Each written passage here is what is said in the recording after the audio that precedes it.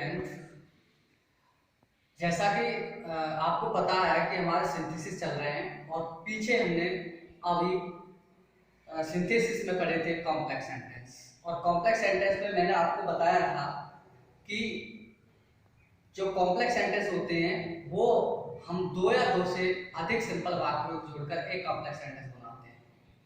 और उसमें भी हमें दो क्लोजेस की आवश्यकता होती थी, एक प्रिंसिपल क्लोज और दूसरी सबऑर्डिनेट क्लोज। उसी की तरह आज हमने जो टॉपिक लिया है वो लिया है कंपाउंड सेंटेंस। और कंपाउंड सेंटेंस को हिंदी में बोलते हैं संयुक्त वाक्य।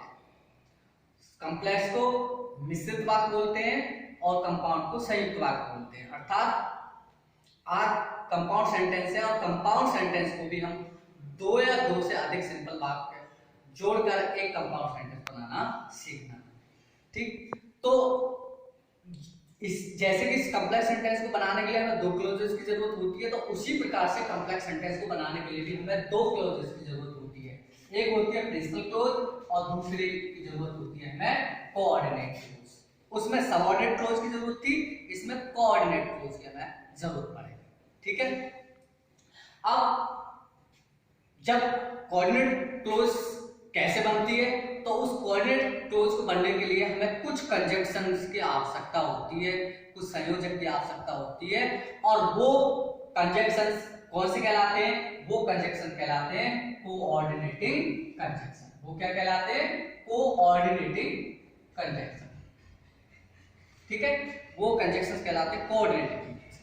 और तो कोऑर्डिनेटिंग कंजंक्शन की आवश्यकता होती है और उन्हें का प्रयोग करके हमें एक कंपाउंड सेंटेंस बनाना।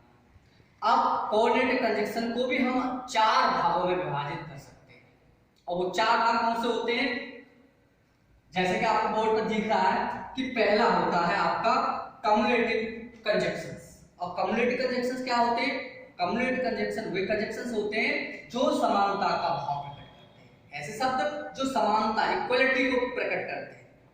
ठीक है, और वो कौन से कंजंक्शन होते हैं? जैसे एंड है, नॉट ओनली बट आल्सो है, एज वेल है आदि। ऐसे जो होते हैं ये हमारे क्या कहलाते हैं? कम्युनिकेटिव कंजंक्शंस कहलाते हैं। दूसरे प्रकार के कंजंक्शंस होते हैं एडवर्टेजिव कंजंक्शंस, अर्थात जो अपोजिट अर्थ को व्यक्त करते हैं, अर्थात विरोध को प्रकट करते हैं। ठीक है, वे शब्द हमारे किस में आते हैं? दूसरे प्रकार के एडवर्जेटिव कंजंक्शंस में आते हैं। ठीक है, और वो कौन से होते हैं? जैसे व्हाट होता है, येट होता है, स्टिल होता है। राइट, अब तीसरे प्रकार कंजंक्शन की बात करते हैं, अल्टरनेटिव कंजंक्शन। अल्टरनेटिव कंजंक्शन क्या होते हैं? विकल्प, अर्थात वे शब्द जो दो विकल्प यानी दो चीजें होती हैं, उन दो चीजों में से एक चीज को विकल्प के रूप में जोड़ने के लिए जो कंजंक्शंस काम आते हैं वो अल्टरनेटिव कंजंक्शंस कहलाते हैं। और वो कौन से होते हैं? जैसे और, नॉर, आइदर और, नाइदर नॉर, ठीक है, अदरवाइज, ये सब किस में आते हैं? हमारे अल्टरनेटिव कंजंक्शंस में। राइट, अब लास्ट एलिटेटिव कंजंक्शंस होते हैं और वे कंजंक्शन होते हैं जो क्या प्रकट करते हैं? वो प्रकट करते हैं परिणाम के लिए, रिजल्ट के लिए। ठीक है, और वो कंजंक्शंस होते हैं सो, देयर।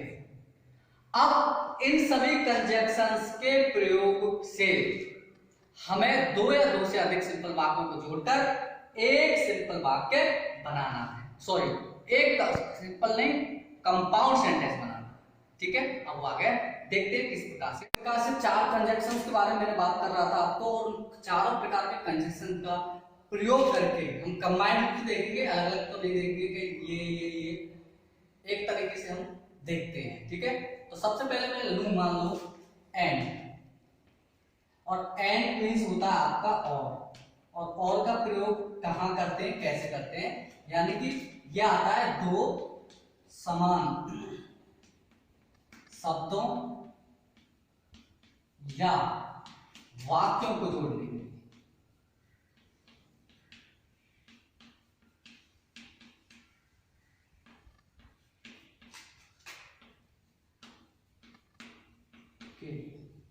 ठीक है, जहां पर समानता व्यक्त होती है वहां पर हम एंड से उन शब्दों या वाक्यों को जोड़ते हैं। ठीक है ना, जैसे राम went to आगरा,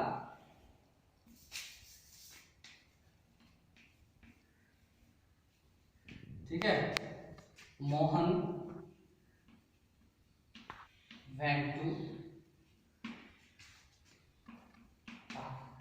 मान लो ये है Ram went to Agra, Mohan went to Agra. अब राम भी गया है आगरा और मोहन भी आगरा गया है, तो समानता कैसे बन जाएगी? Ram and Mohan went to Agra.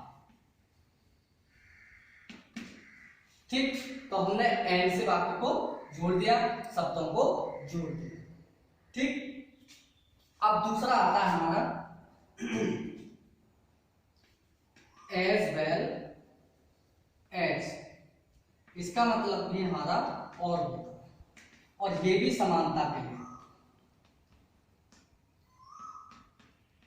ये भी किसके लिए आता है? समानता के लिए। जैसे I bought a pen, ठीक, my brother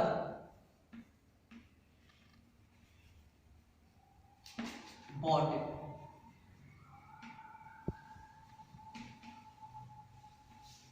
ठीक है, समानता है यहाँ पर।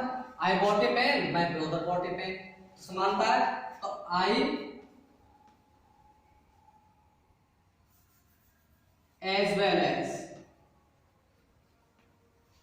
my brother bought a pen। ठीक, इस प्रकार से हम इन्हें जोड़ देते हैं। तो वो उदाहरण हुए। अब दूसरे तरीके से देखते हैं हम। जैसे she is smart, she is beautiful.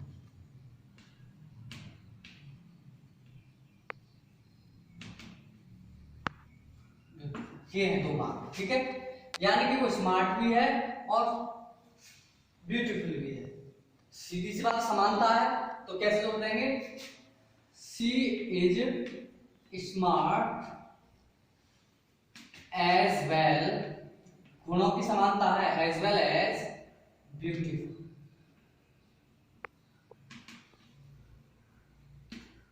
Clear? उसी प्रकार से जुड़ गया है। अब देखते हैं उसका। जैसे the night was stormy, the journey was long. ठीक, यानी कि द नाइट वॉज स्टॉर्मी, रात तूफानी थी और यात्रा भी लंबी थी। तो क्या है? समानता व्यक्त हो रही है, तो किससे जोड़ते हैं इसे? एंड से। कैसे बन जाएगा? The night was stormy and the journey was long. तो मैंने जोड़ दिया इसे एंड से, ठीक है ना। तो दोनों ही प्रकार की बात मैंने आपको बनाकर यहां पर दिखा दी है। अब नेक्स्ट में लेता हूं बट का यूज, ठीक है। बट, अब बट से मतलब होता है किंतु, परंतु, पर, लेकिन, इन सब का इसका सभी एक ही मतलब है, ठीक है। और ये आता है विरोध प्रकट करने, यानी कि दूसरी भाषा में कह सकते हैं इसे असमानता की, असमानता प्रकट करने।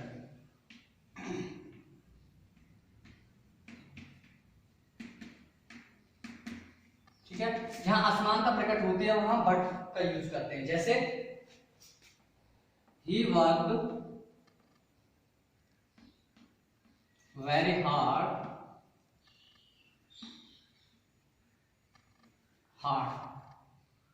ठीक है, ही फेल्ड, उसने बहुत परिश्रम किया लेकिन फेल हो गया। तो क्या है, यहां पर असमानता हुई, तो किसका यूज कर देंगे हम, बट का। जैसे he worked very hard but he failed. इस प्रकार से हम बट का यूज कर रहे हैं, ठीक है। वो आप देखे हमने, अब देखते हैं आगे। Not only but also. Not only का मतलब होता है केवल ही नहीं, और इसका मतलब होता है बल्कि भी। ये भी समानता के लिए आता है। तो कैसे बनाएंगे, जैसे Ram is wise, Ram is gentle, ठीक है। राम वाइज है, राम जेंटल है, ठीक है। तो कैसे बना देंगे, Ram is not only wise, Ram केवल बुद्धिमान ही नहीं, बट आल्सो बल्कि जेंटल है, यानी कि सज्जन भी है, ठीक है। तो बट आल्सो हमने वाक्य को बना दिया। राम केवल बुद्धिमान ही नहीं बल्कि कैसा है, जेंटल भी है, ठीक है। अब आगे लेते हैं हम येट और स्टिल, ठीक है। अब येट और स्टिल इन दोनों का प्रयोग भी विरोध यानी कि असमानता के लिए आता है, या विरोध के लिए आता है, ठीक है। इनका मतलब होता है फिर भी, ठीक। अब कैसे यूज करते हैं ये हम देख रहे हैं, ठीक है। जैसे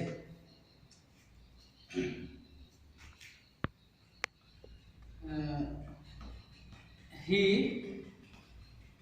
वर्कड हार्ड ही फेल्ड।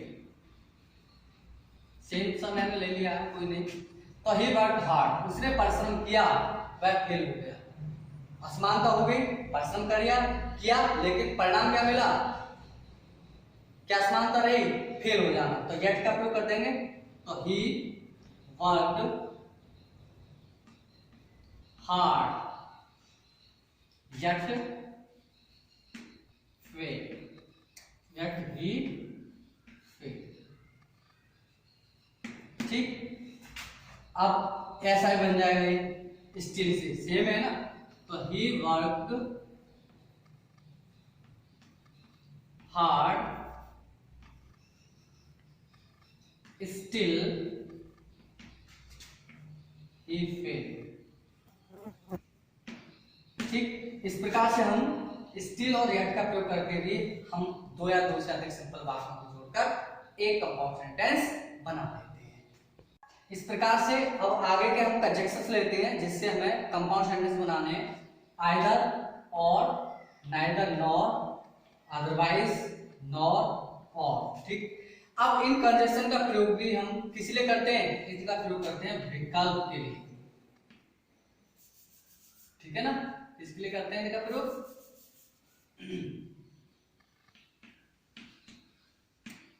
विकल्प के लिए।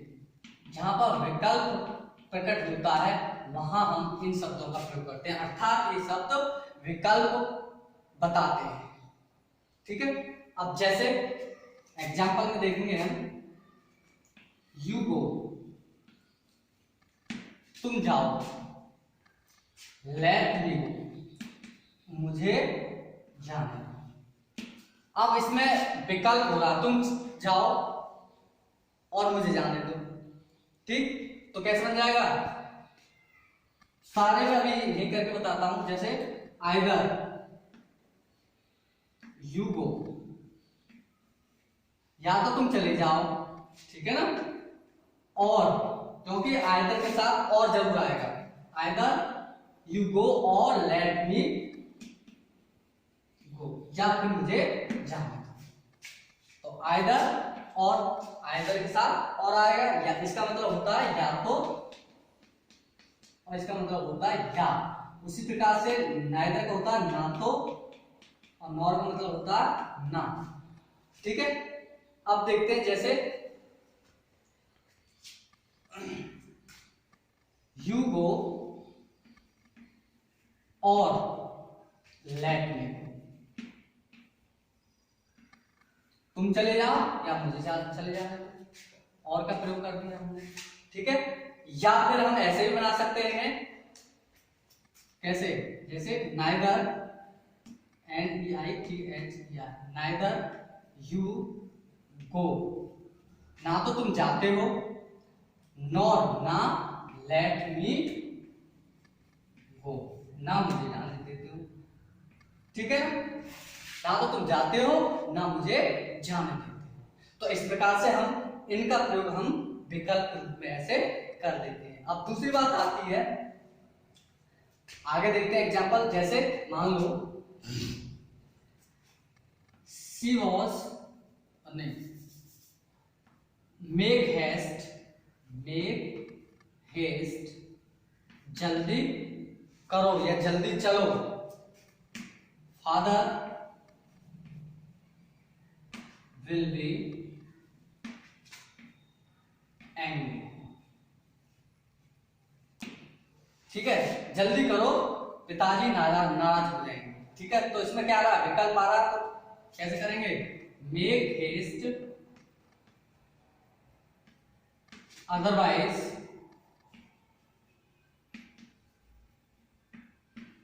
फादर विल बी एंग्री, अन्यथा पिताजी नाराज हो जाएंगे। और इस प्रकार से हमने अदरवाइज का प्रयोग करके इसे क्या बना दिया, एक कंपाउंड सेंटेंस बना दिया। तो इस प्रकार से हमने वो वाक्य देखे थे, और अब हम आगे लेते हैं, अदर कंजक्शंस के लिए लेते हैं। जैसे कि मान लो सो या देयर, ठीक है, इसका मतलब होता है इसलिए, या फिर अतः, ठीक है। अब इसका प्रयोग किस लिए करते हैं, इसका प्रयोग करते हैं परिणाम के लिए,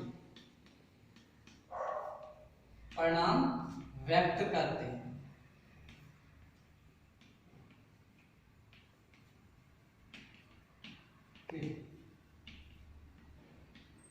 आता, ठीक है ना।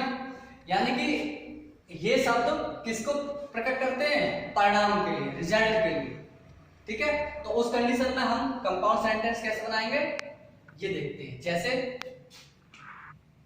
ही वर्कड हार्ड, उसने परिश्रम किया, ही पास्ड, वह पास हो गया। यानी परिश्रम करने का परिणाम क्या मिला, पास हो जाना। तो किससे बना देंगे, सो या देयरफॉर से। कैसे बन जाएगा, he worked hard so he passed। या तो हम सो से बना दें, या फिर इसको हम ऐसे बना सकते हैं, he worked hard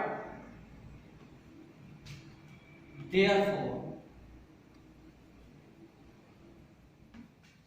he passed।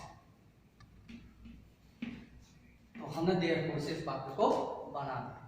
उम्मीद करता हूं कि आपने दो या दो से अधिक सिंपल सेंटेंस को जोड़कर एक कंपाउंड सेंटेंस बनाना आपकी समझ में आ गया हो, ठीक है। और अच्छे से समझना है तो इसको एक वीडियो को एक बार रिपीट करके आप देख सकते हैं। तो सारी चीजें जो डाउट्स हैं वो आपके कंपाउंड सेंटेंस और कॉम्प्लेक्स सेंटेंस के बारे में सारे क्लियर हो जाएंगे। Okay, thank you very much.